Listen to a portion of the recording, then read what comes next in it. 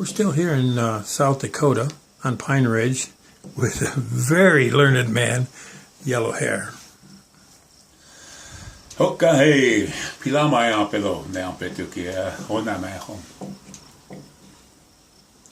Lakota wichoi ki he nā tohanta ki iskeu shanta ki laki na tanta ko mo speo na te ai kake wichoi ki he. No Lakota ki niu he la o kola ki chi o hani kaka na o kola ki chi ki le ke sapa ki e tā wichoi chake. Na e tātana o loa na ha wogalaka na ha woichu na ha hambele chap na ni tako ina ati ha ai kake. Cha han cha ligla in Lakota pe te lache na han cha asma I lagwa ki asma. I just like to say this morning or whenever you're listening, watching this, that, you know, the Lakota people, you know, the sounds of all things in nature give us the language that we speak. Everything in nature gives us shape and form as a physical being. And the collective songs of all things in nature give us our dreams and our visions. And, you know, it gives us our music. It gives us our ceremonial life. All of these things that's why every time an animal or a plant disappears from the earth, we feel it. And I think that's something a lot of people don't really realize, is that you become less of a human being every time something that made this world possible disappears. And I think that this is one of the cornerstones, and this we have to realize this. You know, the energy that flows through the universe is the one that gives us life, form, flesh, whatever the case may be, in sound. These are the things that we are looking at. And so, you know, when I talk about these things, you know, there are only two places in the whole of the United States that does not show what we call marine life fossils. And that's one of them is the Appalachian Mountains. And the other one is the Black Hills.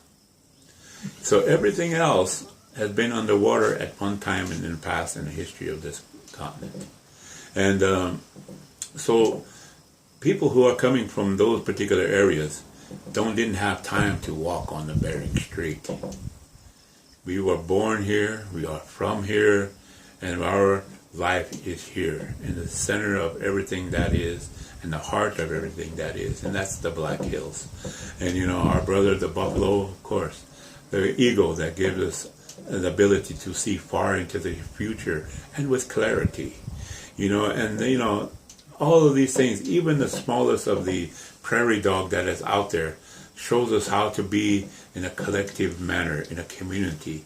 These are the things that we are talking about when we talk about the Great Sioux Nation. You know, we call it for people like myself, you know, and people who are similar thinking, people like myself, we call ourselves Ishke Wichasha. We're just a man. Nothing more, nothing less.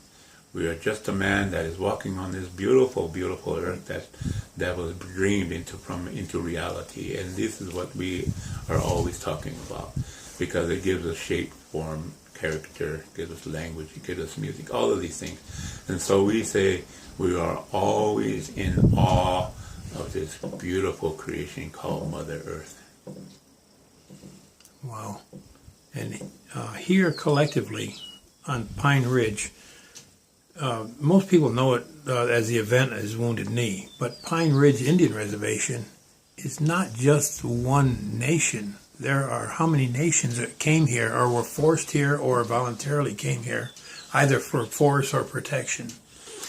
Well, you know, now when people refused to go to reservations or designated areas, everybody else was called a hostile. You know, so, and that was open season on them. And some of the more famous ones, of course, in history are the Cheyenne outbreak at Fort Robinson, you know, where there were only like 118 people in that guardhouse, and they didn't feed them for 4 days and 4 nights, no water, no food. And then finally they were forced basically to break out of there. And when they did break out, they were shot down. You know, and part of that group ended up on the Pine Ridge Indian Reservation. The other part that also came here was the Arapaho people that also part here. And then we also have what we call the last of the rebels of all nations. You know, and And I say that, in a very real manner and I'm not saying that because I feel it that way, because I'm saying it because I read the Lifetimes and Travels of Father Jean-Pierre de Smet, who described his baptisms along the Missouri River and the Mississippi River. And then in 1868, he was at the confluence of the Tongue River and the Powder River up there in Montana, what is now North Dakota, Montana area. And he said, half of these guys are already met. They were the last of their kind up and down the Mississippi and Missouri River. And they were all together with Red Cloud. With Crazy Horse, excuse me. Red Cloud was one of the first ones who was headed towards the reservation, what we saw and what we know at Pine Ridge. So Red Cloud always says, this is a reservation that I created. But, originally that was in Nebraska. And it was at Nebraska at Fort Robinson where Chief Crazy Horse surrendered. And at that time, he had the last of all the rebels, of people who were dispossessed up and down the Missouri and the Mississippi River valleys, and they were all together with him at that time. So a lot of people came with him. And, and he is what we call the unconquered guy. Him and his people never signed no treaties. They never even allowed to have metal put into their mouth, because they didn't want anything from the so-called Western civilization. And this is something that we still celebrate today, and that revolutionary spirit that he embodies, it's still here.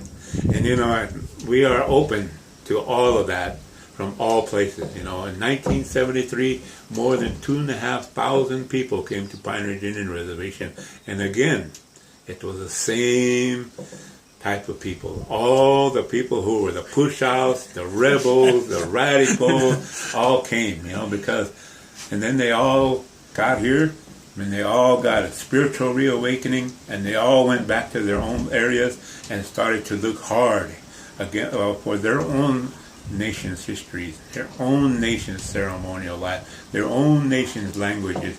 They brought them all up together. And so today, people are proud to be who they were born to be.